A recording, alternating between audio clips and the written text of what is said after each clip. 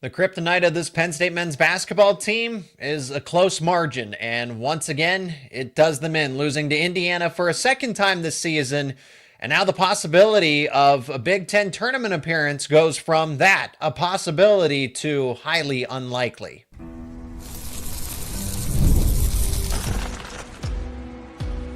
You are Locked On Nittany Lions, your daily podcast on the Penn State Nittany Lions. Part of the Locked On Podcast Network, your team every day. You are locked on to Penn State men's basketball. Thanks so much for making Locked On Nittany Lions your first listen and watch every single day. This is a late live show, but we're here to recap it. Penn State versus Indiana. The Hoosiers sweep the Nittany Lions, first at the Palestra, and now at home. Penn State on the road, losing 83-78. It's not impossible, but the Big Ten tournament, I've seen people ask about the NIT. Is Penn State, do we even want to see this Penn State team in the NIT? Oh man. I am your host, Zach Seyko, as always. Let me know your thoughts down in the comments section, as this is a live show, but the main takeaway here is that this is the nail in the coffin. While it is not impossible, it is now unlikely. It was a real possibility if Penn State had won the games, and this was a game that they could have and should have won. Indiana's without its best player, one of its top players, right? Depending on who you ask, but I would argue that Renew is Indiana's best player, and Penn State had the lead, and then Indiana goes on a roll. Home crowd was screaming through the television on my end. I don't know about everybody else, but the atmosphere was incredible. I mean, Indiana's a bubble team. That's a team that still has NCAA tournament aspirations, but from the Penn State side of things, some lower goals here, some consolations, trying to sneak into the postseason, and I think this does it. Now, why I say it is not impossible is because could they win the next two against Maryland and Wisconsin and then get some help from the remaining bottom three teams, or the teams that are close to them at the bottom of the Big Ten? Absolutely. But when it is a ranked Maryland team that lost on an insane half-court shot by Michigan State, it was 58-55. Maryland's a really good team, and it is senior day. It is at home in the Bryce Jordan Center. So I will never count Penn State out just for the fact of that matter. They seem to do very well on senior day games, but it's against a really talented Maryland team that could be a Sweet 16 team, and then going on the road to a Wisconsin team that's probably thinking Elite Eight. I don't know. I don't want to speak for them and say maybe further than that, but this is a fringe top 10 team right now, and that's who you have to go through to control your own destiny, and then get lucky that, okay, does Northwestern self-destruct? Does Minnesota's in that bottom three, do they stay down? Does Iowa self-destruct? Does USC self-destruct? So you would need some of these teams to lose 3 games, and then you have to win 2 games against very tough teams. As far as the NIT, I say it's wishful thinking. I don't know that I want to see this Penn State team in the NIT. I think it's a foregone conclusion that, hey, the hope that this team was going to figure it out, that Ace Baldwin was going to overcome the back issues. Puff Johnson never made a return this season, but that Penn State just had it. They were so close in these games, but sometimes at the end of the day, Ken Pom has it, what is known as the luck rating. That you lose these close games, and it goes into this isn't a matter of unluckiness. Penn State is 1-9 in quad 1 games against quad 1 teams. There is a reason for that. They struggle to close out games against opponents that are either similar caliber or better. And that means that at the end of the day, this Penn State basketball team was never meant to make a lot of noise. It didn't help that star player Ace Baldwin ended up not being 100% for the season. It didn't help that Puff Johnson ended up missing a good chunk of the season and never ultimately returned. Those are arguably your 2 best players. And then when it's kind of late, when you're scrambling and you're just searching for wins here and there, you stack all these losses on top of each other. It demoralizes a group that is going to say goodbye to 5 quality seniors. This season is an insane disappointment from where they started against Purdue and then ultimately just spiral out of control. It could happen. They could sneak into the Big Ten tournament because, again, these teams that are also at the bottom of the Big Ten conference are also, go figure, not very good.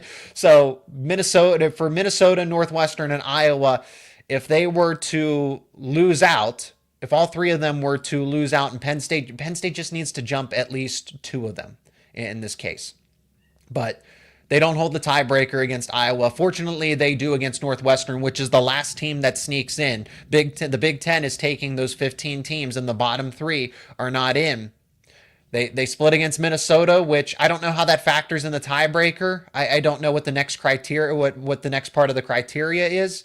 So Penn State, the odds are just not in their favor, and they really can't even just help themselves out. Hey, even if you control your destiny, you win, you surprise against Maryland, you surprise against Wisconsin, okay, fine. But that's not even, you have to rely on 2, 3, maybe 4 different teams to go on a losing streak to finish the season.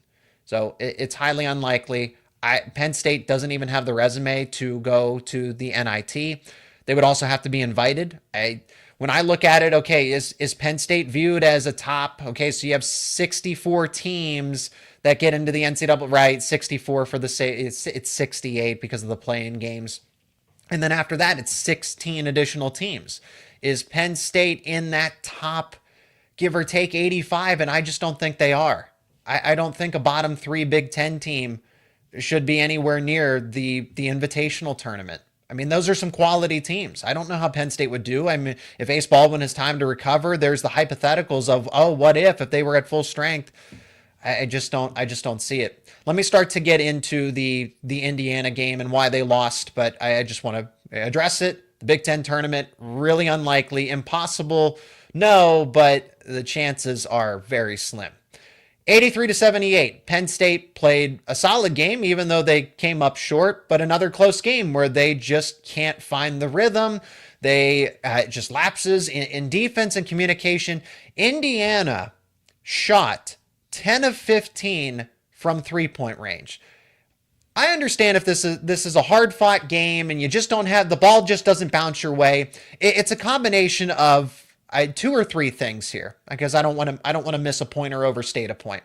Indiana's 3-point shooting, 67%, 10 of 15, and these are wide open 3-pointers. They're in transition. It's somebody forgets about their assignment or a miscommunication. Oh, I'm supposed to be with him. No, my guy's over there.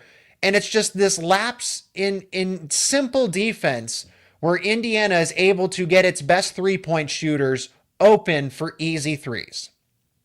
And then on Penn State's side of it, it's these, they just kind of regress. These quick possessions, little passing, and it's just these tough, contested, low percentage shots, and you're not going to make those. They felt rushed.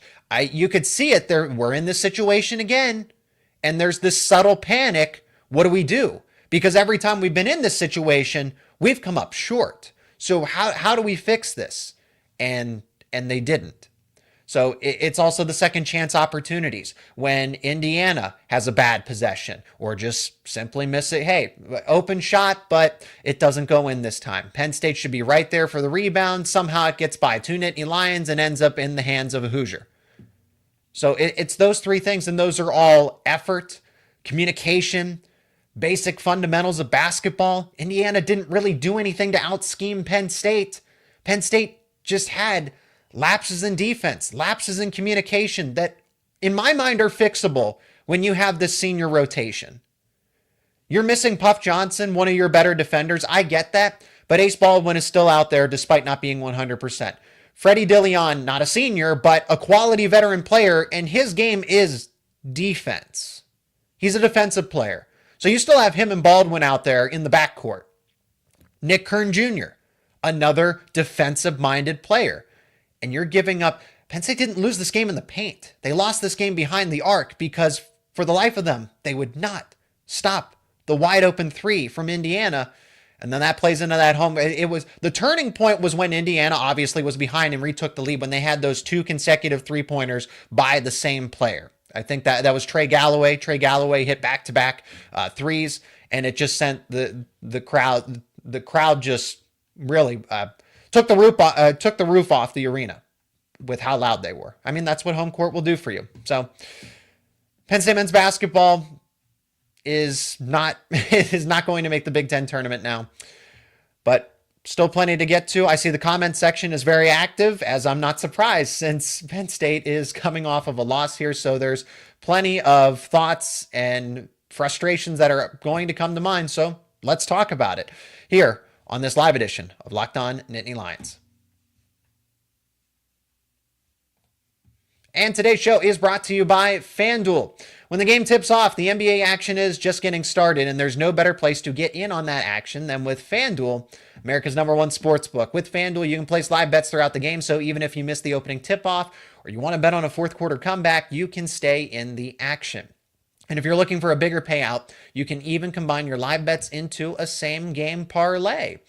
Using FanDuel's live betting feature is great because it keeps every moment of the game exciting. So whether you're backing your favorite team for a late game rally or you're picking a player to hit a clutch three, you'll never feel like you missed a chance. Plus, the app is super easy to use, and when you win, you get paid instantly. Right now, new FanDuel customers can get $150 in bonus bets if your first $5 bet wins. Just visit FanDuel.com to join today. That is FanDuel.com for your shot at $150 in bonus bets. Make every moment more with FanDuel, an official sportsbook partner of the official sports betting partner of the NBA. And thank you so much for being a part of this live edition of Locked On Nittany Lions. Let's go over to the live chat. Thank you for sharing your thoughts. Edward, I know Zach Hicks is shooting 40% from three, but I absolutely do not trust Hicks making a big shot when it's needed. And once again, he proved me right. Rhodes, once again, gets out-coached late. Part of it's coaching. I think part of it, I really think it just boils down to effort and communication. There were too many times when Indiana just had some of its best shooters all alone. Maybe that's coaching. Maybe that's on the players. I think it's a combination of both because these guys are seniors, but the coaches have to do something to communicate that. Don't leave that guy wide open in transition. What are you doing? So I think that's what it boiled down to. Remember, Zach Hicks has hit some clutch shots in his time at Penn State. So he's the only guy that I would trust in this instance. If Ace Baldwin had taken that shot, or Freddie Dillion's probably that second best three-point shooter, and that's you kind of wish you had another option there for your shooters, but you don't. I think Zach Hicks, above all else, should be taking that shot, and I would trust him to. He missed. It was well defended, but he didn't have any outlets. He didn't have any other options. And was it the play that was drawn up? Was it the simplicity of the play that it didn't get anybody free? Why is Zach Hicks so easily guarded on that final play? Yet another close loss, 1-8 in games decided by 6 points or less. Outside of Kern, bench scoring for Penn State has been pretty much non-existent. And that's because Penn State never had the depth. They were one domino away from this team not being as high caliber as they were, because when they played Purdue, they were at full strength. Everybody was healthy. They were able to have Nick Kern Jr. and DeMarco Dunn come off of the bench and not have one of them start. Those were your 6th and 7th men, and now you got to rotate them into the starting lineup. Don't ask me, because I know I talk about Penn State sports, but the nuances between why is Kern better coming off of the bench, or why is DeMarco Dunn better coming off of the bench versus them starting is slightly beyond me. So I can't make an explanation for that, but I will say it makes a difference. It makes a difference. And I think it's because you have extra veteran players that are, for lack of a better word, healthier, or they're more energized because they're not in that rotation. So you can substitute out a Dillion, a Baldwin temporarily, and still get that similar production from a Nick Kern or a DeMarco Dunn. But why you go with one of them as opposed to another is a different story. That's kind of where I misunderstand it, how you come to that conclusion. But yes, having a loaded bench helps, and why the game against Wisconsin. Wisconsin's got 9 players in their rotation.